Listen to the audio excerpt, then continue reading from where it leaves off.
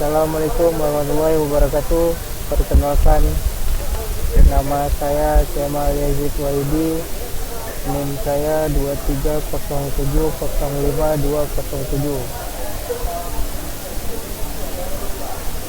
Jadi saya akan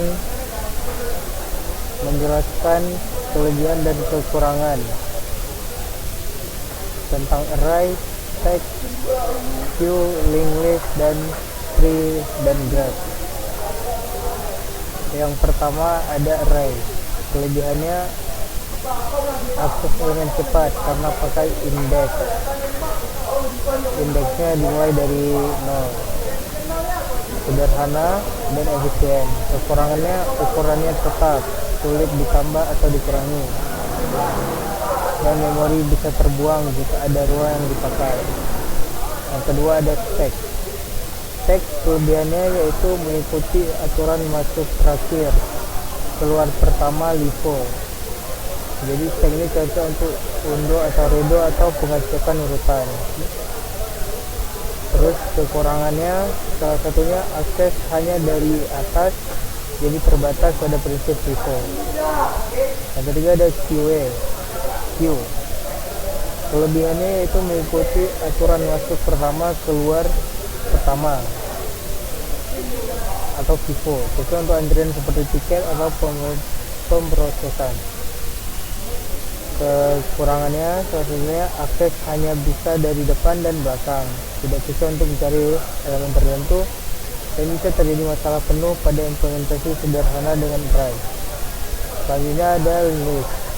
Ukurannya fleksibel, bisa ditambah atau dikurangi elemen kapan saja, itu kelebihannya. Dan kekurangannya yaitu akses elemen lebih lambat karena harus dicari satu persatu. Selanjutnya ada tree. Kelebihannya salah satunya bagus untuk data yang berstruktur hierarki seperti folder. Kekurangannya menjadi lambat jika strukturnya tidak teratur. Yang terakhir ada graph.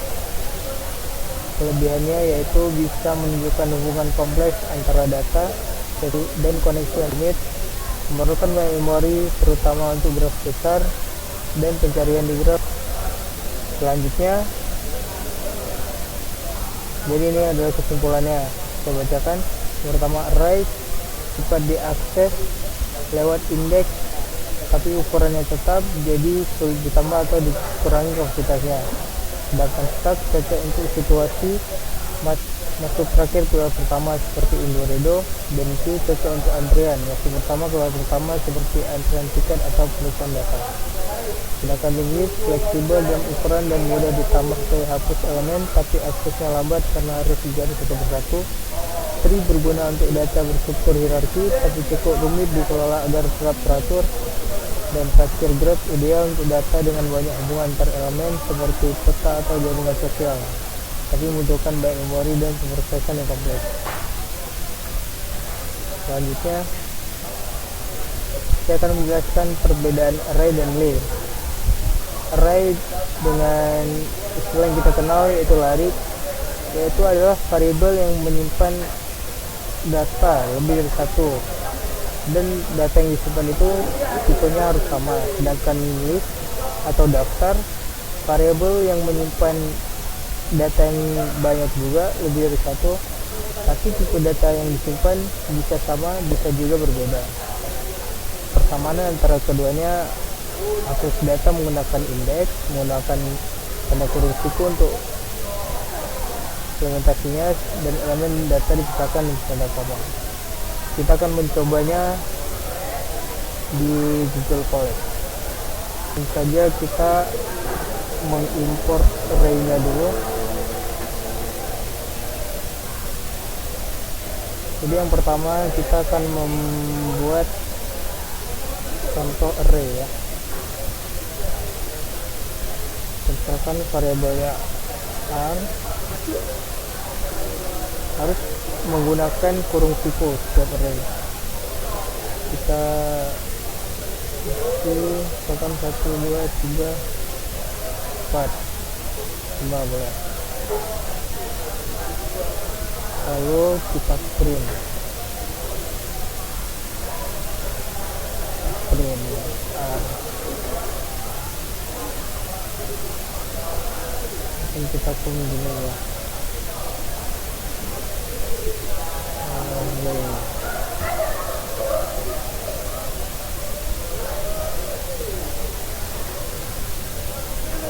Ini kita akan membuat contoh akan karbon LST.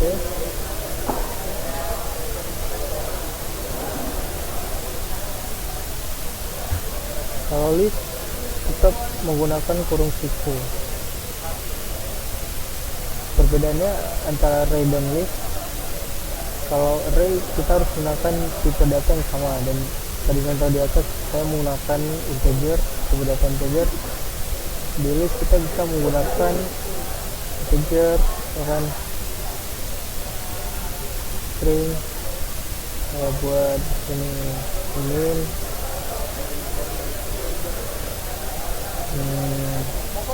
true.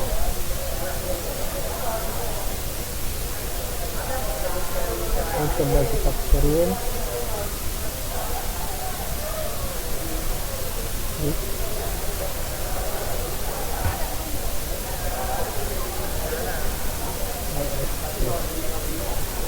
kita run. Bisa kita lihat di sini array harus menggunakan tipe data yang sama, sedangkan list kita bisa menggunakan tipe data yang berbeda, sama dan yang berbeda. Pada soal nomor 3 ada statement seperti array termasuk dalam struktur data statis yang mana ukuran memori yang digunakan bersifat tetap walaupun array tidak terisi penuh. Langsung saja kita buktikan terlebih dahulu apakah statement itu benar atau tidak benar.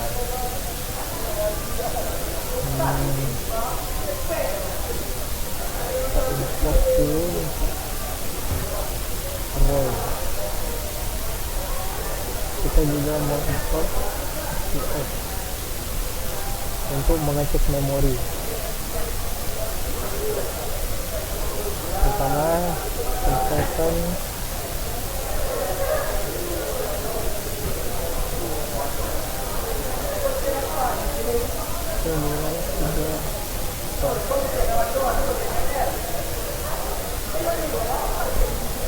screen